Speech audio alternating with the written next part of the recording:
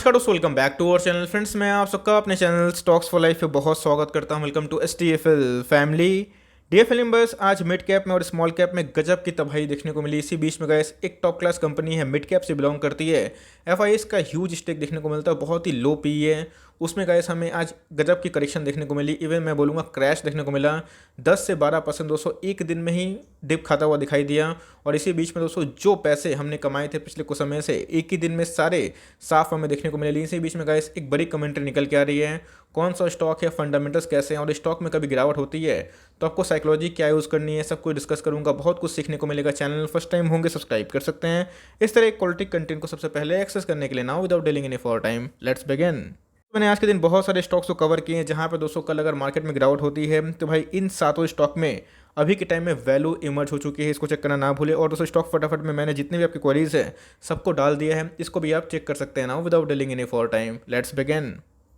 एक bad quarter और सारा दोस्तों स्टॉक में हवा निकलना ये एकदम आम सी बात हो गई है। जिनके क्वार्टरली नंबर्स थोड़े डिप देखने को मिल रहे हैं उसमें हमें गिरावट देखने को मिल रही है। लेकिन दोस्तों स्टॉक का नाम बताने से पहले थोड़ा सा एक बार प्रोमोटर होल्डिंग देख लेते हैं, जहां पे आपको कॉन्फिडेंस फील होगा। पिछले कुछ समय से अगर आप देखें, प्रोमोटर का जो स्टेक है कांस्टेंट देखने को मिल रहा है, 35% के आसपास स्टेक है। बात की जाए FIS की तो भाई उन्होंने अपने स्टेक को बढ़ाया है 35% के आसपास। मैंने क्या बताया कि FIS का बहुत ही इंटरेस्ट है स्टॉक में, 35% के आसपास FIS माल लेके बैठे हैं। DIS की बात की जाए तो गाइस 10% के आसपास स्टेक हमें देखने को मिलता है। मतलब FIS और DIS अगर आप देखें तो पिछले कुछ समय से अपने स्टेक को बढ़ाते हुए देखने को मिले हैं। तो इसी बीच में अगर आप देखें तो बहुत ही स्ट्रॉन्ग प्रोमोटर होल्डिंग है। और साथ ही साथ दोस्तों FIS का और DIS का ये बहुत ही फेवरेट स्टॉक देखने को मिल जाता है।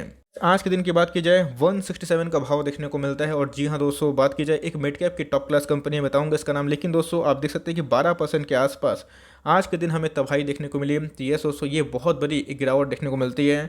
तो कभी भी इतनी बड़ी गिरावट होती है उसके पीछे दोस्तों एक वजह होती है। तो जी हाँ, इसके पीछे भी एक वजह निकल के आ रही है। हमने पैसे कमाए थे गाइस पिछले कुछ समय से। अगर आप देखें तो ये पूरा ईयर टिल डेट में अगर आप देखें तो फ्लैट रिटर्न देखने को मिल रहा है। एकदम दोस्तों 0.04% के आसपास हैं, जो पहले दोस्तों हम लोग कम से कम 15-20% के मुनाफा में बैठे हुए थे। स्टॉक का नाम क्या है फटाफट डिस्कस कर लेते हैं। स्टॉक का नाम है दोस्तों मनापुरम फाइनेंस लिमिटेड। आपको बताया गया इसके मुथूट की बात की जाए, मनापुरम की बात की जाए, दोनों टॉप क्लास कंपनी दिखाई पड़ते हैं। और मैंने क्या बताया 200 के आसपास ये one of the top class company है, क्योंकि ये माइक्रो फाइनेंस में काम करती है, गोल्ड में काम करती है।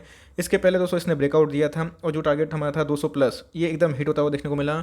और इसके पहले जो मोतीलाल ओसवाल ने टारगेट दिया था 205 के आसपास, उसने भी इसको हिट किया। लेकिन दोस्तों गिरावट क्यों देखने को मिल रही है? क्योंकि इनके AUM में गिरावट देखने को मिल रही है। जी हाँ दोस्तों, गोल्ड लोन की बात की जाए, को पता है गोल्ड के प्राइसेस ड्रॉप हो रहे हैं, जिसकी वजह से इसका नेगेटिव सेंटीमेंट मुथूट में भी देखने को मिल रहा है और मनापुरम फाइनेंस में भी साफ साफ देखने को मिल रहा है।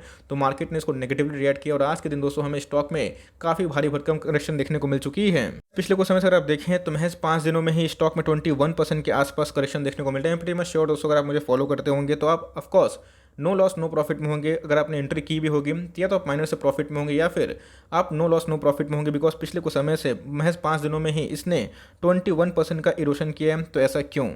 इस स्टॉक प्राइस में इतना फॉल हुआ है? जी हाँ दोस्तों, इनके नंबर्स आए थे Q1 के नंबर्स ईयर ऑन ईयर हमें ठीक ठाक देखने को मिले थे। लेकिन दोस्तों जो ड्रॉप देखने को मिला था क्वार्टर ऑन क्वार्टर बेसिस पे, मार्केट ने उसको नेगेटिव रिस्पांस किया। ऑल्दो अगर प्रोविजन की बात की जाए तो 120 करोड़ के आसपास बढ़ते हुए दिखाई पड़ा। और कभी भी किसी भी स्टॉक में अगर वो NBFC बिलोंग करती है तो प्रोविजनिंग अगर बढ़ती है तो भाई ये बहुत ही नेगेटिव बात होती है। लेकिन स्टॉक फंडामेंटली बहुत ही शानदार है, बताऊंगा इसके बारे में। लेकिन दोस्तों अगर आप देखें तो इनकी जो गोल्ड बुक है इसमें भी हमें 13.3% के आसपास फेल देखने को मिल रहा है, जो अपने आप में ही एक थोड़ी सी नेगेटिव न्यूज़ हो जाती है। लेकिन मैंने क्या बताया कि मुथूट ने भी ये सर्कुलर इशू किया था, बताया था कि Q1 में एसएच उतना कोई डेंट तो नहीं पड़ा, लेकिन वो नॉन जो लोन है उसमें थोड़ा कम एग्रेसिव है और अपकमिंग टाइम्स में वो एग्रेसिव होंगे। लेकिन इसी बीच में ये माइक्रो फाइनेंस में भी काम करती है। आशीर्वाद की बात की जाए तो भाई उसमें भी इनका स्टेक देखने को मिलता है। तो जी हाँ दोस्तों, माइक्रो फाइनेंस वाली कंपनी और गोल्ड लोन वाली कंपनी दोनों का ये मिक्सचर देखने को मिलता है। और इनके AUM कम होने की वजह से इनके अंदर हमें गजब की पिटाई देखने को मिल चुकी है। बहुत सारी जगह पे इनके जो ब्रांचेस हैं, जैसे बताया कि मुथूट ने भी यही बताया था कि ब्रांचेस में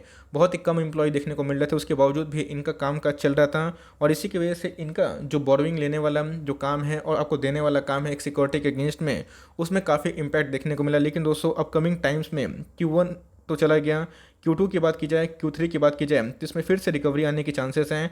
अच्छे स्टॉक वही होते हैं जो फंडामेंटली अच्छे हों और उसमें बाउंस बैक हो। तो जी हाँ दोस्तों, कंपनी का एक बैड क्वार्टर ऑफकोर्स वो कंक्लूजन मत निकालिएगा, बिकॉज कंपनी ग्राउंड पे बहुत ही मजबूत देखने को मिल जाती है। अगर आप देखें तो मोतीलाल ओसवाल ने अभी भी दोस्तों जो टारगेट है रिटर्न किया हुआ है, बताया है कि प्रोग्रेसिव रिपोर्ट देखने को मिलता है और इनका जो मेंटेन टारगेट है ये बाई कॉल देखने को मिल रहा है despite of the AUM fall, क्योंकि आने वाले कुछ क्वार्टर में ये चांसेस यही है कि इनके एयूएम बढ़ेंगे और जहां दोस्तों एयूएम बढ़ते हैं वहां पे थोड़े से रिकवरी होने के चांसेस बढ़ जाते हैं। अगर आप इसको होल्ड करते हैं तो भी इंपॉर्टेंट ये वीडियो आपके लिए है, नहीं होल्ड करते हैं प्लानिंग करते हैं इसको अगर निवेश करने का, तो ये दोस्तों ये भी एक अच्छा मूवमेंट हो सकता है। बिकॉज अगर आप देखें तो कंपनी के जैसे बताया प्रोमोटर होल्डिंग बहुत डिसेंट देखने को मिलते हैं और कंपनी कंटिन्यूसली बेसिस पे अपने सेल को इंप्रूव कर रही है, अपने प्रॉफिट को भी दोस्तों कंटिन्यूसली बेसिस पे इंप्रूव करने की कोशिश कर रही है। फिर की बात की जाए दोस्तों 14,000 करोड़ के आसपास की मार्केट कैप है और स्टॉक का जो प्राइस है 168 के आसपास दिखाई पड़ता है।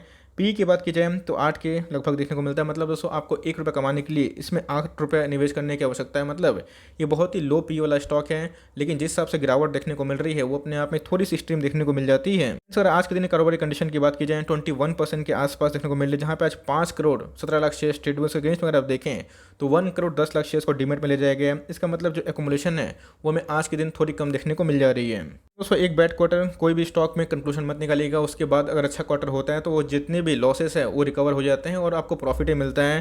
अगर आप देखें 10 साल के सेल्स ग्रोथ 16% के आसपास दिखाई पड़ते हैं, प्रॉफिट ग्रोथ की बात की जाए तो 20% के आसपास हैं और 5 साल में दोस्तों इनके सेल्स ही बढ़े हुए हैं और इनके प्रॉफिट बढ़ते हुए दिखाई पड़ रहे हैं। ऑल्दो अगर आप देखें तो स्टॉक के प्राइस में 12 से 15% के आसपास वृद्धि देखने को मिलती है। और मैंने आपको हमेशा बताया है कि मुथूट आपका फर्स्ट पिक होना चाहिए, उसके बाद अगर चाहें तो मनप्पुरम फाइनेंस में आप निवेश करने का सोच सकते हैं। बिकॉज मुथूट बहुत ही स्टेबल स्टॉक है। ऑल्दो अगर आप देखें तो गोल्ड के प्राइस में भी कमी देखने को मिल रही है, इसके वजह से इसमें नेगेटिव इंपैक्ट है, लेकिन इनके फाइनेंशियल बहुत ही मजबूत हैं।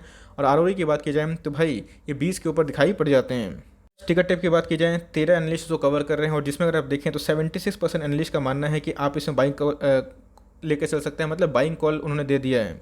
की बात की जाए आप देख सकते हैं गाइस 42% के आसपास है, 240 के आसपास। और मुझे पक्का यकीन है कि अगर सब कुछ सही रहा तो आपको अपकमिंग जो फाइनेंशियल ईयर है 2022 की, तो इसमें दोस्तों टारगेट ऑफ कोर्स अचीव होता हुआ देखने को मिल सकता है। डाउनसाइड की बात की जाए तो सीएमपी से भी अगर आप देखें तो 6% का अपसाइड है। इसका मतलब दोस्तों डाउनसाइड बहुत ही लिमिटेड है और अपसाइड की बात की जाए तो बहुत ही ह्यूज देखने को मिल जाता है।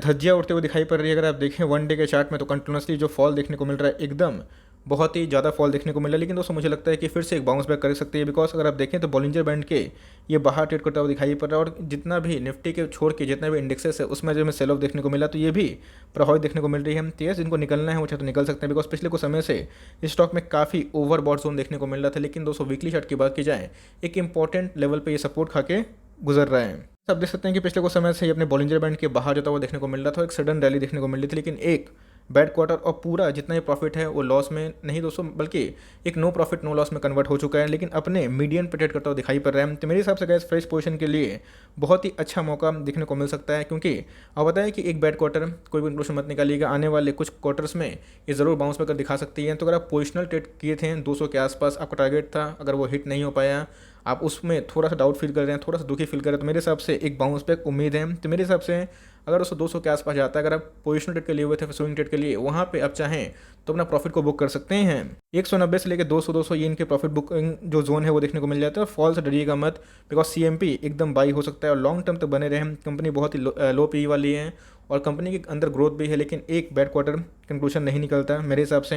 तो मेरे हिसाब से तो आपके पास है, आप कंटिन्यू कर सकते हैं। शॉर्ट टर्म के लिए हुए थे तो राइस आएगा तो वहाँ पे आप चाहे तो प्रॉफिट बुक कर सकते हैं। लॉन्ग टर्म के लिए हुए तो घबराए ना, इसमें भी सेम कहानी है और मुथूट में भी सेम कहानी है। ऑल्दो मुथूट थोड़ा कम गिर रहा है, लेकिन इसमें भी गिरावट देखने को मिल रही है। तो छोटी सी कमेंट्री थी क्यों गिरावट देखने को मिली और हमें करना क्या है। मैंने अपना अनबायस्ड ओपिनियन शेयर किया। Although I also hold this stock, तो मैं इसको कंटिन्यू करूँगा। आप चाहें तो कंटिन्यू कर सकते हैं, या फिर एक बाउंस आता है तो वहाँ पे आप शॉर्ट टर्म के लिए निकल भी सकते हैं, लेकिन लॉन्ग टर्म के लिए अगर आप लिए हुए हैं तो आराम से होल्ड एंड कंटिन्यू करें। So for timing that's end of the video.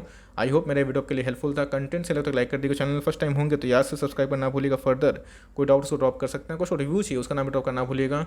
I would love to make a video on your demand guys. मिलते हैं जल्दी ही, तब तक के लिए bye. Thanks for listening friends, God bless you all.